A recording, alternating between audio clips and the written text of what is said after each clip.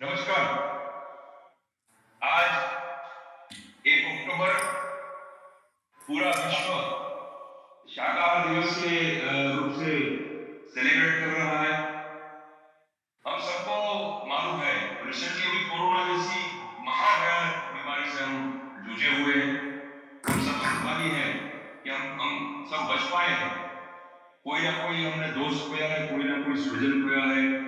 But इस सब जो जितने भी एक तरह से देखें, वो चाहे टेररिज्म हो, चाहे ये कोरोना जैसी महामारी हो या कुछ भी प्रॉब्लम हो, कहीं ना कहीं हम उसकी जड़ ढूंढने की कोशिश करें या उसको पूरा 360 साइंटिफिक वे से उसको निष्कर्ष पे आए।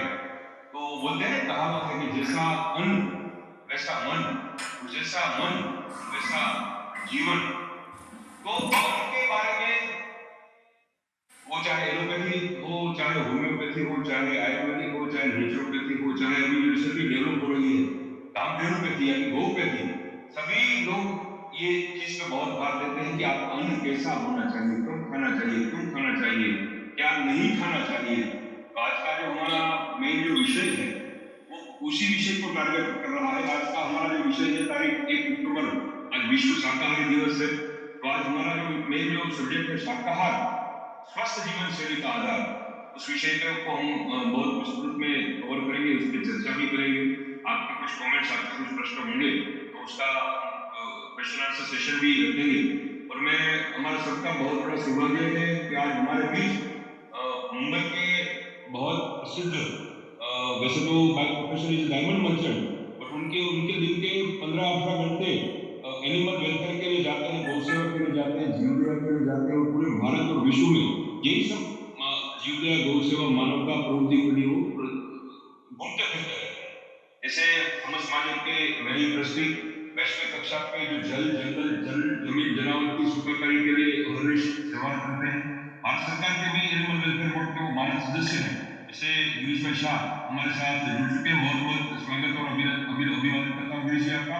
और जितने भी लोग हमारे सोशल मीडिया प्लेटफॉर्म पे ये हमारा वेबिनार देख रहे हैं, आप सबसे विनती है कि इमीडिएटली आप इस वेबिनार को शेयर कर दीजिएगा, लाइक कर दीजिएगा, और अपने व्हाट्सएप ग्रुप या जितने भी टेलीग्राम या ट्विटर है सभी के लिए ये वेबिनार की लिंक पोस्ट कर दीजिएगा। तो क्या ज्यादा से ज्यादा लोग इस सत्कार्य में हमारे साथ जुड़ जाए। आज का जो मैंने पहले बताया विश्व शाकाहार दिन पे हम सब जानेंगे कि वेजिटेरियन जो डाइट है वो संतुलित, ज्यादा संतुलित कैसे है, वेजिटेरियन डाइट से हार्ट रिलेटेड प्रॉब्लम्स कम कैसे होते हैं, रोग कैसे वेजिटेरियन खुराक से हम भगा सकते हैं। हम सबको विदित है कि नॉनवेज या मांसाहार का इतना जबरदस्त मार्केटिंग हो रहा है कि बोलते हैं लिटरली वो डंप हो रहा है। तो हम उसमें अपने आप को कैसे बचा पाएंगे, अपने फ्यूचर जनरेशन को कैसे बचा पाएंगे, उस विषय में भी हम चर्चा करेंगे। और वैसे भी हमारी जो सनातन संस्कृति है उसमें पशु पक्षियों को तो देव की उपमा दी गई है। जैसे कि हमारे गणपति महाराज है, उसका व्हीकल जो है उंदर है। काल भैरव और जो खंडोबा माता जी है उनका जो एक स्वान है। माँ सरस्वती का जो वाहन है वो मोर है। जगदम्बा का वाहन लायन है। माँ दुर्गा का वाघ है, देवी लक्ष्मी का घोड़ है, वैष्णवी माता का गरुड़ है, माता सरस्वती का नंदी है, गंगा माता जी का मकर है, इंद्राणी माता जी का हाथी। ऐसे सभी ना सभी जितने भी देवी देवता हमारे हमारे धर्म में पूजे जाते हैं उनको उनको हमने, हमारे ऋषि मुनियों ने किसी न किसी एनिमल और बर्ड के साथ कनेक्ट किया है। उसके पीछे भी तात्पर्य है तो हमारे लिए इतना इम्पोर्टेंट है। मैं आप सबका ज्यादा समय नहीं लेते हुए सीधे गिरीश भाई शाही से भी विनती करूंगा कि शाकाहार स्वस्थ जीवन शैली का आधार, आज जो समझ महाजन के प्लेटफॉर्म पे इसका वेबिनार का आयोजन उन्होंने किया है, उस विषय को स्पष्ट करें। और आपका जो इतने सालों का जो अनुभव है और आगे के लिए क्या रूपरेखा होनी चाहिए, क्या मार्गदर्शिका होनी चाहिए, इस विषय को स्पष्ट करें। मैं आदर्श के साथ विनती करूंगा गिरीश भाई शाही। मेरे साथ इस वेबिनार में जुड़े हुए सभी दर्शक, शाकाहार प्रेमी, विश्व के 700 करोड़ लोगों में एक शुभ भावना का प्रकटीकरण कराने की इस भावना के साथ मैं आप सबका स्वागत करता हूं।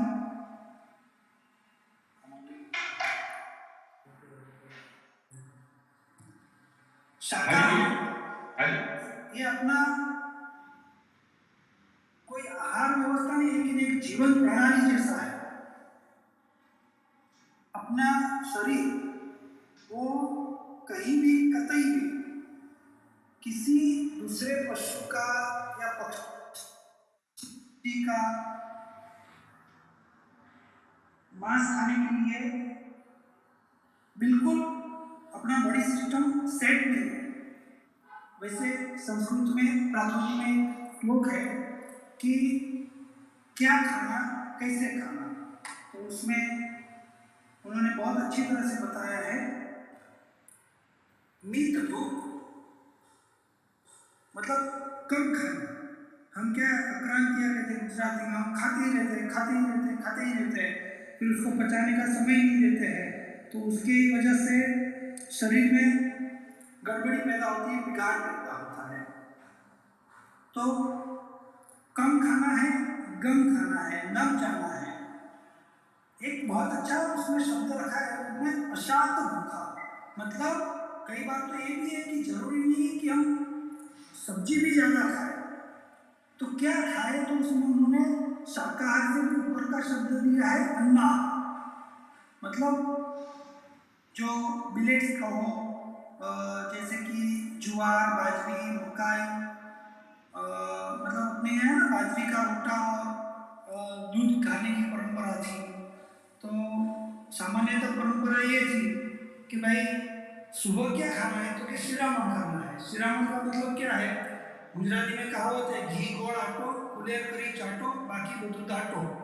मतलब जब सुबह अग्नि प्रदीप्त तो होता है हमारे शरीर का, मतलब पेट में जठराग्नि जिसको कहते हैं वो प्रकट होता है, तो उस जठराग्नि को पेट्रोल जो देना है या अग्नि जो देना है वो घी के माध्यम से देना है। घी भी कौन सा, तो देसी गाय में भी ऑर्गेनिक गौचर में घूमते फिरते खाए हुए चारे का, उसी दूध का डुबोने का घी, उस घी के साथ देसी गेहूं का आटा और देसी गुड़, ये तीनों मिक्स करके शिरा, जिसको कहते हैं शिरामण कहते हैं, वो यदि सुबह सुबह हमने खा लिया तो समझो कि पूरे शरीर को जो 24 घंटे की एनर्जी चाहिए, पेट्रोल चाहिए, वो मिल गया। उसके साथ हमें दिन में जैसे कि है राजा जैसा भोजन करना है। मतलब 12-1 बजे जो भोजन करना है उसमें हमारा शरीर कोई कब्रिस्तान थोड़ी है कि उसमें हड्डियाँ मांस उसको डंपिंग करते रहे। जैसे कोई व्यक्ति या कोई पशु मृत हो जाता है, एक्सीडेंट से घायल हो जाता है, तो हम क्या करते हैं, या तो जमीन में गाड़ देते हैं या उसको जला देते हैं। तो इसकी जगह पे तो बहुत ताज्जुब की बात है कि हम ऐसे मरे हुए या मारे हुए पशुओं का शरीर का भाग हमारे शरीर में डालते हैं, उससे पेट भरने की चेष्टा करते हैं, जिससे शरीर को फायदा कम और नुकसान ज़्यादा होता है। हमें हमारे शास्त्रों में एक बहुत अच्छी बात वंदितु सूत्रम जैन संस्कार का है, उसमें ऐसा लिखा है, सचित्य पडिबद्धे अपोलियंच दुपोलियंच आहारे तुच्छो से भुखणाया पडिगम देशीयम स्वभाव या पडिगम राज्यम स्वभाव। मतलब कि हमें जो भोजन या आहार करना है वो कौन सा करना है, तो ऐसा कहा जाता है कि हमें भोजन या आहार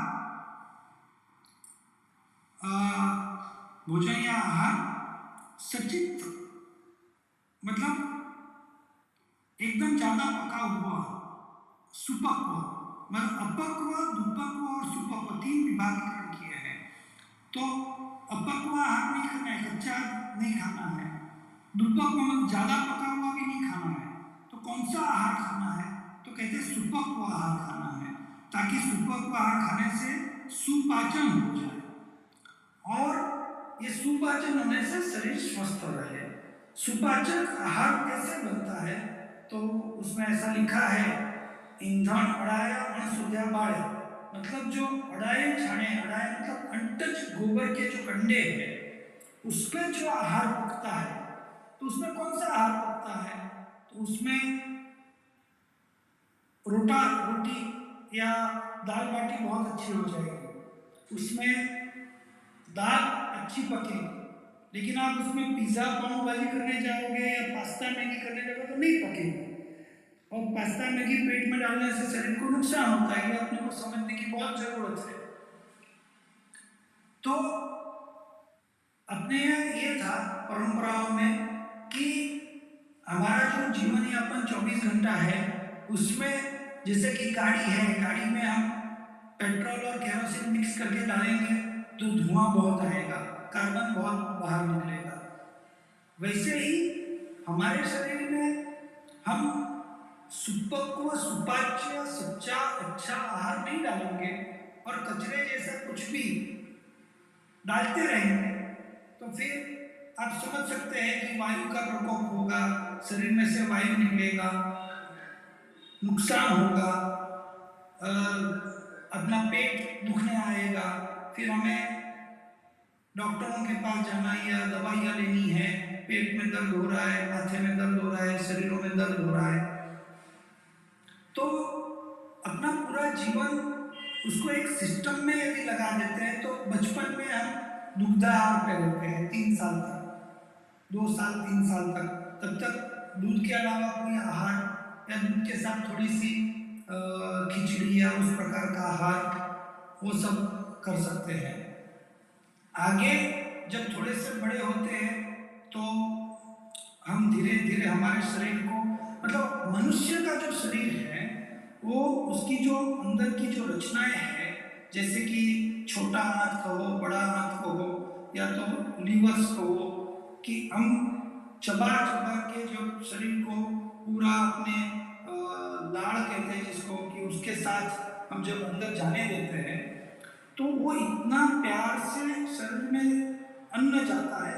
हमने इसीलिए अन्न को देवता कहा है। अन्न देवता मतलब ये देवता इसलिए है कि ये शरीर में जाके हमको पोषक तत्व देगा। और यदि हम क्रूरता भरे काटे हुए या तो जिसको काटने से उसकी खराब ऊर्जाएं, कितना आघात बनता है ना, कोई पशु यदि कटता है तो एकदम आघात होता है। मछली यदि पानी में से बाहर तड़ पड़ती है तो वो तड़पड़न और उसके बाद उसका मृत्यु वो हमारे शरीर में जाए तो उससे शरीर में विविध प्रकार के तरंग, जो तरंग हमें तामसी बनाते हैं, हमें क्रोधी बनाते हैं, हमें एकदम दुर्व्यवहार करने तक मजबूर कर देते हैं। वही खेतों में व्यवस्थापूर्ण ऑर्गेनिकली ग्रोन किसी भी जीव जंतु को तकलीफ दिए बिना जो सब्जियां, जो ज्वार, बाजरी या चावल या ऐसे जो मिलेट्स या इस प्रकार का जो अन्न पकता है, हमारे यहाँ भारत में जो 6.5 लाख गांव है पूरे भारत के, इसमें आज से 50 साल पहले यदि मित्तल भाई आप देखें तो वहां पे आपको ये प्रचार करने की जरूरत नहीं पड़ती थी भाई आप ऑर्गेनिक से ऑर्गेनिक खाद से खेत में कुछ उगाओ। 50 साल पहले सब ऑर्गेनिक ही था, पूरा भारत ही ऑर्गेनिक था। ये दुर्भाग्य है हमारे देश का कि ग्रीन रेवोल्यूशन के नाम से केमिकल फर्टिलाइजर और पेस्टिसाइड की शुरुआत हुई और हमें ये समझाया गया, सिखाया गया कि भाई आपके देश में अन्न की बहुत कमी है, आपके देश में फसलों की बहुत कमी है। तो मुझे तो ताज्जुब होता है कि इतने जब कृष्ण भगवान के साथ 40-40 करोड़ यादव थे तो उस समय इस देश की जनसंख्या कितनी बड़ी होगी। तो इन सबको बिना इलेक्ट्रिसिटी, बिना पाइपलाइन, बिना पानी की कोई नहर या डैम्स, तो इसके बिना हर गांव में सभी प्रकार के अन्न कैसे होते थे। प्रभुदास भाई, तेजदास भाई पारिक ने बहुत अच्छा पुस्तक लिखा है जिसका नाम है आपड़ू गांव गोकुल गांव। उसमें वो लिखते हैं कि पूरा गांव वो सिर्फ नमक के अलावा किसी भी चीज के लिए किसी पे डिपेंडेंट नहीं था। इसीलिए जब नमक पे टैक्स डालने की बात अंग्रेज सरकार ने की तो महात्मा जी ने पकड़ लिया, महात्मा गांधी जी ने, भाई नमक ये कोई एक जगह पे पकता है और पूरे भारत में इसकी जरूरत पड़ती है। तो उन्होंने नमक सत्याग्रह, दांडी कूच की सिर्फ। अब उस समय तो कितना टैक्स होगा आप समझ सकते हैं। 1935 में ये कोई बड़ी बात नहीं थी, लेकिन नमक पे टैक्स मतलब पूरे भारत के सभी गांवों में टैक्स हो जाए, इसके लिए नमक सत्याग्रह हुआ, क्योंकि नमक हर गांव में नहीं हो सकता था। लेकिन आप ये समझो कि सब्जी हर गांव में होगी, दूध हर गांव में होगा, और एरिया वाइज, विभाग वाइज, मतलब समझो कि जहाँ ज्यादा बारिश होता है वहाँ चावल होते थे। अब जैसे कि कम बारिश होता है उस जगह में ज्वार बाजरी होती थी। भाई आज भी सोलापुर की बाजरी फेमस है, और चावल जो है तो महाराष्ट्र में एक बेल्ट है जहाँ ज़्यादा बारिश गिरती है, रत्नागिरी में, वहाँ के फेमस है। तो पूरे भारत में ऐसे अलग अलग विस्तारों में अलग अलग प्रकार के सब्जी, अलग अलग प्रकार के राइस या पल्सेस या दाल या चावल, तो जिस विस्तार में जो होता था लोग बहुत खुशी खुशी उसी से अपना जीवन व्यापन करते थे। लेकिन भारत के हर प्रदेश में 32 राज्यों के अंदर 39 प्रकार की देसी गाय थी। कहीं पे 20 लीटर देने वाली थी तो कहीं 2 लीटर देने वाली थी, और सभी गाय के आधार पे सभी की व्यवस्था चलती थी। आज भारत में 47 लाख ट्रैक्टर्स है। आज से 50 साल पहले एक भी ट्रैक्टर नहीं था, फिर भी भारत में बहुत अच्छी कृषि होती थी। पूरी कृषि व्यवस्था आप देखेंगे तो आज इतने इतने लाखों करोड़ों रुपए की सब्सिडी देने के बावजूद आज हमारा किसान सुखी नहीं है, हमारा किसान आनंदित नहीं है। कितनी सब्सिडियां देने के बावजूद ट्रैक्टर पे सब्सिडी मिल रही है, फर्टिलाइजर पे सब्सिडी मिल रही है, पेस्टिसाइड पे सब्सिडी मिल रही है, इलेक्ट्रिक पे सब्सिडी, पानी पे सब्सिडी, गाय रखो तो गुजरात में 900 रुपया मिल रहा है। फिर भी अच्छा वो उसके जो बीज पे सब्सिडी है, फिर भी वो सुखी नहीं है, क्योंकि खर्चा इतना बढ़ा दिया है कृषि करने का। सब्जी आज 100 रुपया में भी किलो या 50 रुपया में किलो सब्जी नहीं परवड़ती है। पहले गांव में सब्जी का कोई प्राइस नहीं था, खेत के कोने में सब्जी हो जाती थी आराम से, और आदमी अपने परिवार की सब्जी या अपने परिवार के चावल या अपने परिवार के दाल पल्सेस अपने खेत में पका के अपना घर आनंद से चला लेता था। उसको कपास चाहिए कपड़े बनाने के लिए, तो भी गांव के 2 4 5 10 किसान कपास बना लेते थे, उसमें से गांव में चरखे के आधार पे उसके कपड़े बन जाते थे। मतलब भारत का हर गांव, आदरणीय प्रधानमंत्री मोदी जी ने 2020 में अपने को आत्मनिर्भर भारत का सूत्र दिया।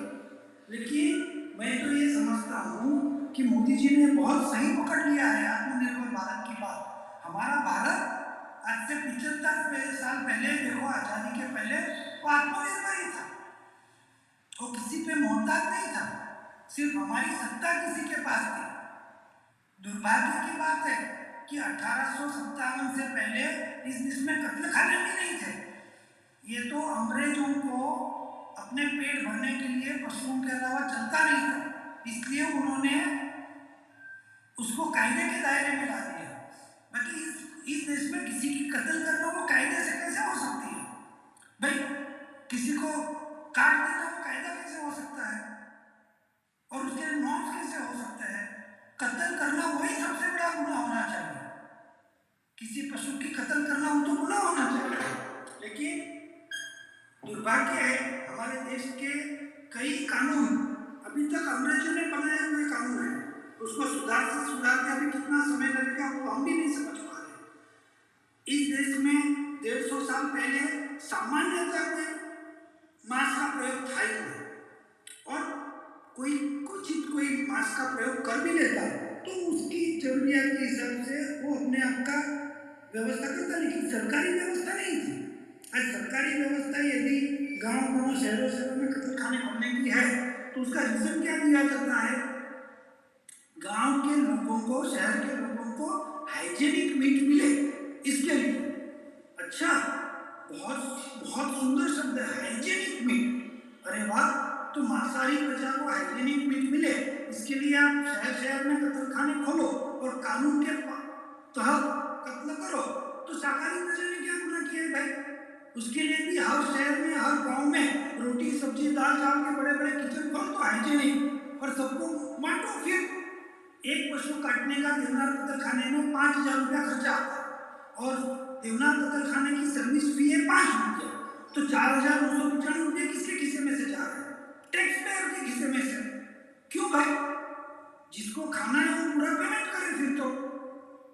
या शाकाहारी प्रजा को भी हाइजेनिक रोटी सब्जी दाल चावल मिले 5 रुपया में, 2 रुपया में, 1 रुपया में, पूरी प्रजा को ऐसी व्यवस्था करनी चाहिए सरकार को। तो ये सब एक्चुअली ये दोनों ही गलत चीज है। समाज खुद की व्यवस्था हमारे आयुर्वेद में इतना सुंदरता से ये पूरी व्यवस्था को बताया गया है। हम अन्नाहारी, हम शाकाहारी थे, हमारे शरीर की रचना में कहीं पे भी मांसाहार का स्थान है ही नहीं। आप कोई भी मांसाहार करने वाले को पूछो तो उसको किडनी से लगा के, लीवर से लगा के, शाकाहारी की अपेक्षा से मांसाहारी प्रजा को ज्यादा नुकसान है शरीर के अवयवों को। और मैं तो डायलिसिस सेंटर चलाता हूँ, इसलिए मुझे मालूम है 35 डायलिसिस सेंटर है। मैंने पूरा सर्वे किया भाई डायलिसिस सेंटर में ज़्यादा से ज़्यादा डायलिसिस करवाने कौन आता है।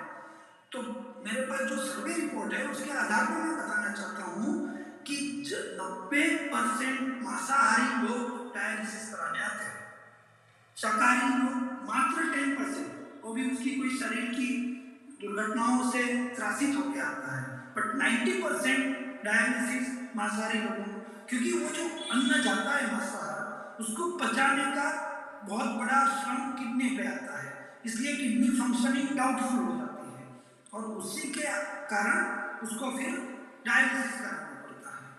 आज जैसे कि शहरी विकास मंत्रालय कत्ल खानाओं के नियंत्रण को देखता है, पोल्यूशन कंट्रोल बोर्ड देखता है, एनजीटी देखता है, एनिमल वेलफेयर बोर्ड देखता है, फिर भी इस देश में कत्ल खानाओं को कोई कंट्रोल नहीं कर पाया है। और दुर्भाग्य तो इस बात का है कि इस देश की प्रजा को मांस चाहिए, उसके लिए कोई व्यवस्था आवे वो तो समझ सकते हैं, लेकिन 1990 के बाद हमने मांस की विकास भारत देश में शुरू कर दी। कितना दुर्भाग्य का बात है भाई, विदेशियों का पेट भरने की जिम्मेदारी हमारी थोड़ी है, तो हमारे देश के पशुओं को कत्ल कर करके हम एक्सपोर्ट कर रहे हैं। कितना मालूम है? पिछले साल 26,663 करोड़ रुपया का 3 करोड़ 26 लाख पशुओं को काट के हमने एक्सपोर्ट कर दिया। इसका बहुत बड़ा नुकसान क्या हुआ? 3 करोड़ 26 लाख पशु का रोज का 5 किलो गोबर किलो, तो 15 करोड़ किलो गोबर का हमने पर डे नुकसान किया। एक पशु औसतन 3-4 साल का है और 20 साल की उम्र है, तो 15 साल तक का उसका गोबर का नुकसान हुआ। मतलब इतनी बड़ी संख्या में हमने ऑर्गेनिक फार्मिंग, प्राकृतिक खेती को नुकसान कर दिया, जिसके चलते हमारा जो ऑर्गेनिक फार्मिंग होता उससे लोगों का स्वास्थ्य सुधरता, लोगों के मन सुधरते। उसकी जगह पे हम पशुओं को काट काट के एक्सपोर्ट कर रहे लोगों का पेट भरने के लिए, और विदेश से हम केमिकल, फर्टिलाइजर, पेस्टिसाइड सब इंपोर्ट कर रहे हैं, उसका पेमेंट कर रहे हैं। तो हम ये तो बहुत घाटे का धंधा कर रहे हैं। हमें तुरंत ये समझना पड़ेगा कि इस देश में स्पॉन्सर्स को हिंसा नहीं होनी चाहिए। गवर्नमेंट स्पॉन्सर्ड कोई भी प्रकार की कत्ल, इसको कानूनतः तत्काल बंद करना चाहिए और लोगों को अवेयर करना चाहिए। लोग तो अभी अवेयर हो रहे हैं। आज देखो ऑर्गेनिक की तरफ लोग आगे बढ़ रहे हैं, सरकार की तरफ आगे बढ़ रहे हैं। कोरोना ने हमको सिखा दिया है कि भाई हमें कोरोना के माध्यम से हमको ये समझ में आ गया कि हम यदि इम्यूनिटी स्ट्रांग नहीं रखेंगे, स्वास्थ्य अच्छा नहीं रखेंगे, मॉर्निंग वॉक, योगासन ये सब नहीं करेंगे, अच्छा स्वस्थ आहार नहीं करेंगे, तो हमारे शरीर को नुकसान होगा, और नुकसान ऐसा होगा कि इरिपेयरेबल लॉस हो जाएगा। तो शाकाहार ये एक स्वस्थ जीवन शैली का आधार है। शाकाहार करने से आप ओवरऑल सर्वे करेंगे तो संपूर्ण शाकाहार, उसके ऊपर अन्नाहारी, उसके ऊपर जैनाहारी। जैनाहारी क्या है कि भाई वो सूर्योदय के पश्चात 48 मिनट के बाद ही आहार शुरू करता है, सूर्यास्त के 48 मिनट के पहले ही उसका आहार बंद कर देता है। अभी इसको नए विश्व ने क्या नाम दिया मालूम है? Intermediate fasting. 14 आवर्स अभी आप फास्टिंग करो तो इसको इंटरमीडिएट फास्टिंग कहते हैं। अरे भाई क्लीन सेम तो ये कहती ही है, सूर्योदय के 48 मिनट बाद और सूर्यास्त के 48 मिनट पहले, तो 12 घंटे का सूर्योदय तो सूर्यास्त, तो 1-1 का दूसरा, तो 14 घंटे वैसे भी चाहिए, शरीर मना करता है खाना खाने का। अपने को है ना 32 कौड़ी आहार, 32 कौड़ी मतलब पूरे दिन में 32 कौड़ा मतलब हाथ से जो हम लेके मुंह में जा सके, तो हमारा शरीर 32 कौड़ा 32 कौड़ा आहार से ज्यादा खा ही नहीं सकता है, खाना ही नहीं चाहिए, उससे ज्यादा पचन हो ही नहीं सकता है। यदि हम 32 कौड़ा आहार करेंगे तो हमारा शरीर 100 साल तक किसी भी तकलीफ के बिना चलेगा, क्योंकि जिस शरीर को जितना चाहिए उतना ही मिला, तो पचन की ज्यादा जिम्मेदारी न लीवर पे आई, न अपनी किडनी पे आई, न अपने इंटेस्टाइन पे आई, किसी पे नहीं आएगी। तो पचन स्वस्थ होगा तो शरीर स्वस्थ रहेगा, शरीर स्वस्थ रहा तो मन स्वस्थ रहेगा, मन स्वस्थ रहा तो अपना जीवन स्वस्थ रहेगा। तो स्वस्थ जीवन शैली का आधार ये शाकाहार है।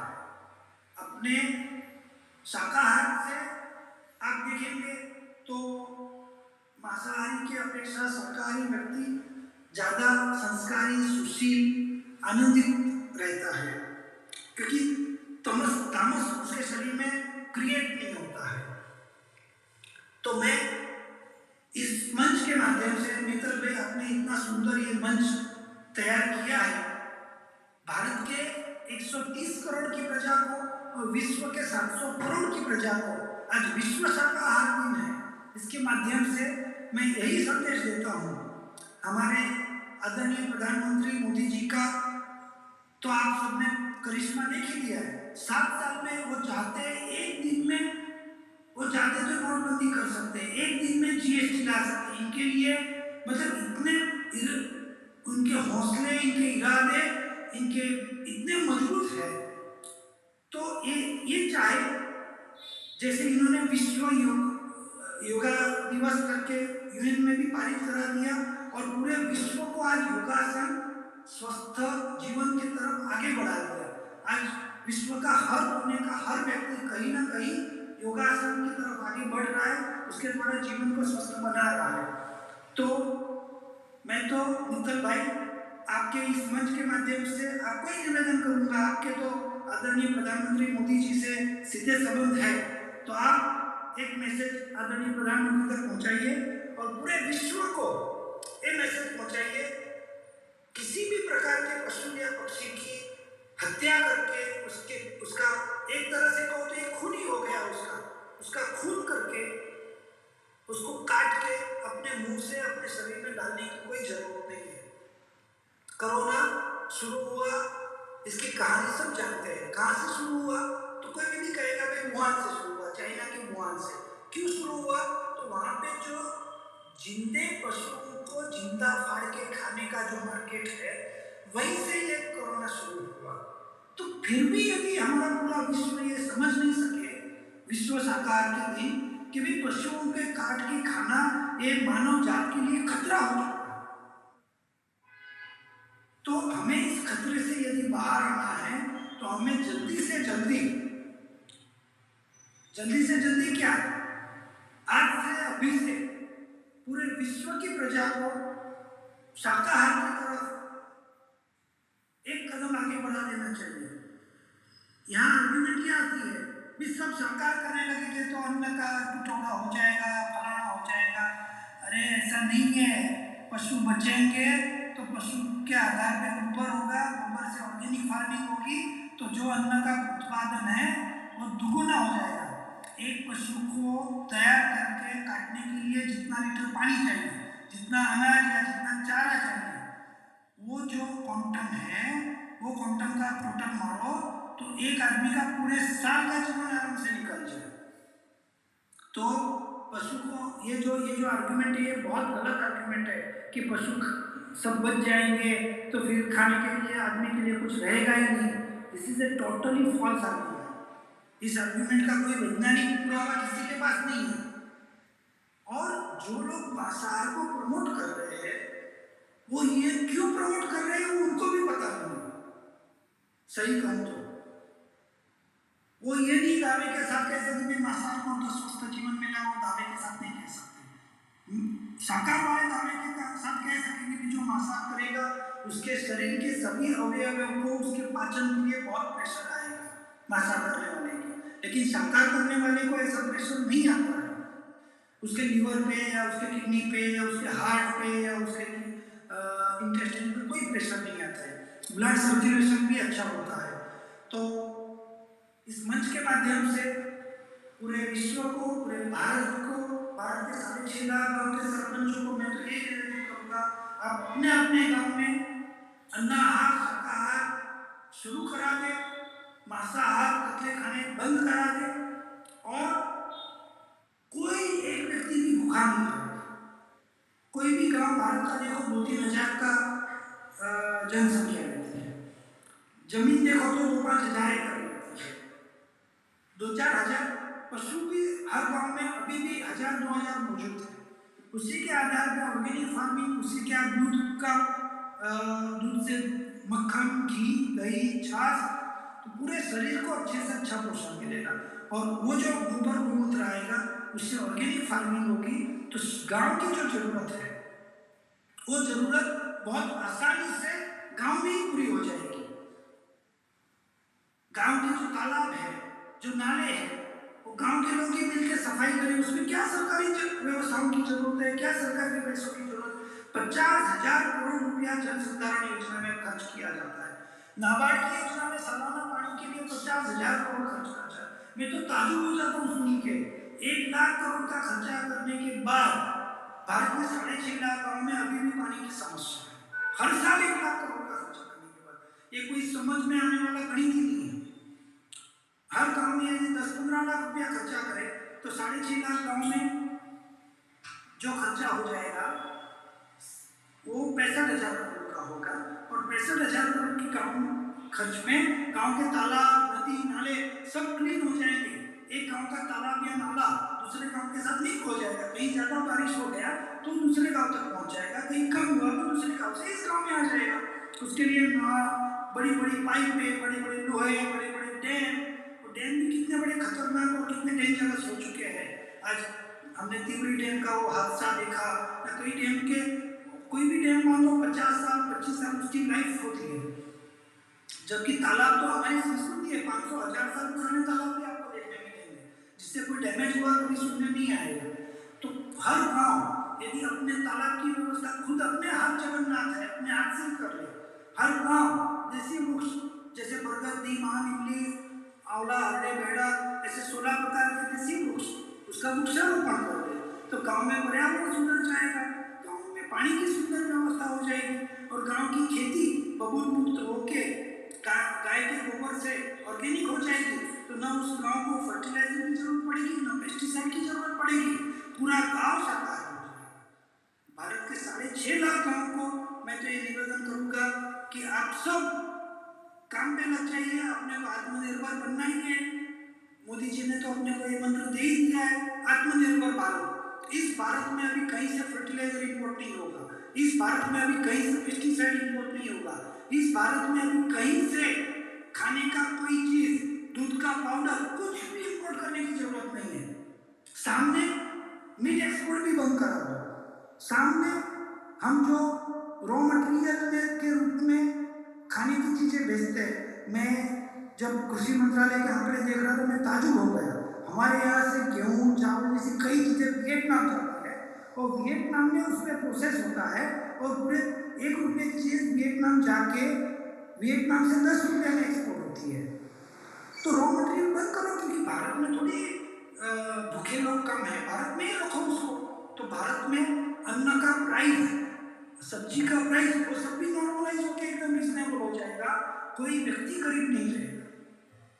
इस तरह से पूरी एक व्यवस्था करने का सुझाव आदरणीय मोदी जी ने हमको, प्रधानमंत्री जी ने हमको ऑलरेडी आत्मनिर्भर भारत का मंत्र दे दिया है। आत्मनिर्भर गांव होगा, आत्मनिर्भर तालुका होगा, आत्मनिर्भर जिला होगा, आत्मनिर्भर राज्य होगा, तो आत्मनिर्भर देश हो जाएगा। हमें ना वियतनाम कुछ भेजना पड़ेगा, ना चाइना से कुछ लाना पड़ेगा, ना अमेरिका से गेहूं सड़े हुए मंगाने पड़ेंगे, ना स्विट्जरलैंड या नीदरलैंड से दूध का पाउडर मंगाना पड़ेगा, जर्सी दूध का, जर्सी गाय का। तो इस तरह से हम आत्मनिर्भर हो सकते हैं। और हमने देख भी लिया है 1.5 साल के कोरोना काल में मोटा मोट हम आत्मनिर्भर हो चुके। कई चीज 2-2 महीने तक इंपोर्ट ही नहीं हो पाई या एक्सपोर्ट ही नहीं हो पाई, तो हमारा क्या बिगड़ा? कुछ नहीं बिगड़ा है। तो मैं मित्तल भाई आपके इस सुंदर प्रयास की सराहना करता हूँ, अभिनंदन देता हूँ आपको। और कोई प्रश्न हो तो जरूर पूछे। मैं मानता हूँ कि मैंने मेरे विषय को आपके सामने प्रस्तुत किया है, पूरे विश्व के सामने, क्योंकि आज विश्व शाकाहार दिन है। पूरे भारत के सामने ये विषय को प्रस्तुत किया है और हम सब मिलके अन्नाहारी बने, शाकाहारी बने और स्वच्छ सुंदर जीवन शैली बना के हमारे जीवन को सुंदर बनाए। बहुत बहुत धन्यवाद आपका। अच्छा, एक तो आज विश्व शाकाहार दिन है, कल गांधी जयंती, उसको भी हम अंतरराष्ट्रीय अहिंसा दिन की तरह सेलिब्रेट करते हैं। और तारीख 4 मंडे तो वर्ल्ड एनिमल डे। एक तरह से देखा जाए तो ये 2 3 4 दिन में पूरा का पूरा जीवदया का, गौ सेवा का, गौ रक्षा का, अभियान का प्रचार प्रसार बहुत व्यापक स्तर पे हो सकता है। तो ये एक बात थी। दूसरी मेरी बात, गिरीश जी, थोड़ा मैंने ये भी देखा है, इसके हम अपने सॉल्यूशन में जाएंगे, ये सब क्यों हो रहा है। तो देखिए, कोई भी आदमी, मैं तो नॉनवेज खाता नहीं हूं, आप भी नहीं खाते हैं, तो जस्ट उत्सुकता से मैं जब सोच रहा था कि कोई भी आदमी क्यों खा रहा है, तो पहली चीज हमारे दिमाग में आती है स्वाद। तो मेरा तो ऐसा स्पष्ट मानना है कि आप और हम दोनों गुजराती हैं, तो हम जानते हैं कि गुजरात में कम से कम 1000 व्यंजन मिलते हैं। तो आई डोंट थिंक कि उससे ज्यादा शाकाहार में जितने व्यंजन उपलब्ध है, उतने व्यंजन दुनिया की किसी खाद्य पद्धति में होंगे। तो स्वाद का तो मेरे ख्याल से कोई क्वेश्चन नहीं आता है कि किसी को नॉनवेज स्वाद के लिए खाना पड़े।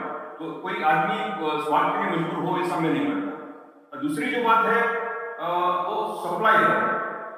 अगर हम सप्लाई का ही टारगेट करें, एनिमल्स कटते ही क्यों हैं? तो मेरा ये स्पष्ट रूप से मानना है, जब तक एनिमल्स को इकोनॉमिक्स के साथ नहीं जोड़ा जाएगा, तब तक एनिमल्स का वो इनफ्लो आता रहेगा रोजमर्रा मार्केट में, वो कटते रहेंगे। तो हम और आप सबको मिलके कोई भी एनिमल हो, वो चाहे गाय हो, चाहे भेड़ हो, बकरी हो, इसकी इकोनॉमिकल वैल्यू बढ़ानी पड़ेगी, क्योंकि पशुपालक सब बेचेगा ही नहीं तो वो कटेगा नहीं, कटेगा नहीं तो किसी की पेट में नहीं जाएगा। तो हम सबको उसकी इकोनॉमिकल वैल्यू, आप तो बहुत अच्छा कार्य कर रहे हैं, जैसे गाय की इकोनॉमिकल वैल्यू बढ़ाने के लिए, और सभी की, जैसे बकरी के दूध का महत्व भी हम सबको बढ़ाना चाहिए। अभी जितने भी पंचगव्य आधारित जितने भी प्रोडक्ट्स हैं, मैं तो स्पष्ट रूप से मानता हूँ पूरे वर्ल्ड के सभी वेजिटेरियंस अगर पंचगव्य प्रोडक्ट्स यूज करना शुरू कर दे, उसकी अपनी हेल्थ को तो बेनिफिट मिलेगा ही, कंट्री की इकोनॉमी को तो मदद मिलेगी ही, बट दुनिया की एक भी गाय घटेगी ही। तो इस तरह के थोड़े बोल्ड स्टेप्स और इफेक्टिव स्टेप और रिजल्ट ओरिएंटेड स्टेप्स हम सबको लेने पड़ेंगे। और दूसरा, शाकाहार को सिर्फ जीवदया का विषय न समझ के इसको हेल्थ के साथ भी कनेक्ट करना पड़ेगा, क्योंकि जो नॉन वेजिटेरियन होगा उसको भी अपने हेल्थ की चिंता उतनी ही होगी जैसी हम और आपको है। तो उसको इसके जो हेल्थ हैजार्ड्स हैं, जैसे आपने बताया था कि ये प्रॉब्लम आता है, उसको हेल्थ हैजार्ड के रिलेटेड भी उसको अपने को हाईलाइट करना पड़ेगा। तो ये सब चीजें हमको दिमाग में रखनी पड़ेगी। दूसरा, मैं इस पब्लिक प्लेटफॉर्म से मैं आप सबसे भी विनती कर रहा हूँ, हमारे बीच में शाह जी ने तो पूरे भारत के सभी सांसदों को पत्र लिखा है, मेल किया है, और अनेकों प्लेटफॉर्म पे ये बात करते रहते हैं। अभी भी इलाहाबाद हाईकोर्ट का एक बहुत अच्छा जजमेंट आया है, उन्होंने सरकार से एक तरह से बोले डायरेक्ट किया है कि गौ माता को आप राष्ट्र माता क्यों डिक्लेयर नहीं करते। तो मेरे ख्याल से ये बहुत बड़ी अपॉर्चुनिटी है हमारे पास। हम सब लोग साथ मिलके इसका लॉबिंग करें, एडवोकेसी करें, लाइजनिंग करें, अपने अपने धारासभ्यों से मिले, अपने मेंबर ऑफ पार्लियामेंट से मिले, जहां पर भी अपने संबंध और संपर्क हो, व्यापक स्तर पे इसका रिप्रेजेंटेशन करें, तो गौ माता को राष्ट्र माता डिक्लेयर करने में हम सक्सेसफुल हो जाएंगे। तो गौ माता के प्रोटेक्शन में, कंजर्वेशन में उसको हम सबको बहुत बड़ा बेनिफिट मिलेगा, ये भी मानता हूँ। दूसरा, मैं आप सबसे ये भी प्रार्थना करता हूँ, इस तरह के जितने भी प्रोग्राम कहीं पे भी होते हैं, हम सब एक्टिवली जुड़े, और ये शाकाहार का जो ये आज तक हमारा जो विषय शाकाहार एक स्वस्थ जीवन शैली का आधार, तो फार एंड वाइड कैसे पहुंचे दिशा में कार्य। जैसे मेरे को और बीच में सारे आज का जो था उसमें लाखों लोगों को व्हाट्सएप किया होगा, प्रिंट मीडिया में भी गया है, इलेक्ट्रॉनिक मीडिया में भी गया है। तो इस तरह का व्यापक प्रचार प्रसार होगा तो कभी ना कभी ये किसी के भी दिमाग में आएगा कि हम सबको भी इस तरह की जीवन शैली अपनानी चाहिए। आप सभी लोग पिछले 1 घंटे से हमारे साथ जुड़े हुए हैं, खास मुंबई से हमारे बीच में सारे जुड़े हुए हैं। आप सबका बहुत बहुत धन्यवाद और अभिनंदन करता हूँ। कल शाम तक इस पूरे वेबिनार की यूट्यूब लिंक भी समस्त समाज का जो फेसबुक है उस पर लग जाएगी, करुणा फाउंडेशन का जो फेसबुक पेज है उस पर लग जाएगी। आप सबसे यही विनती है कि आप वापस देखना चाहें तो भी देखिए, और इस सबको अपने ग्रुप में फॉरवर्ड भी कीजिएगा। तो आप सबसे प्रार्थना है कि समझ वाले के सभी सोशल मीडिया प्लेटफॉर्म्स पे आप जुड़े और जुड़ते रहिए, ताकि इस तरह के फंक्शंस की आप सबको इंफॉर्मेशन मिलती रहे। आप सबका बहुत बहुत शुक्रिया, धन्यवाद। भारत माता की जय, वंदे मातरम।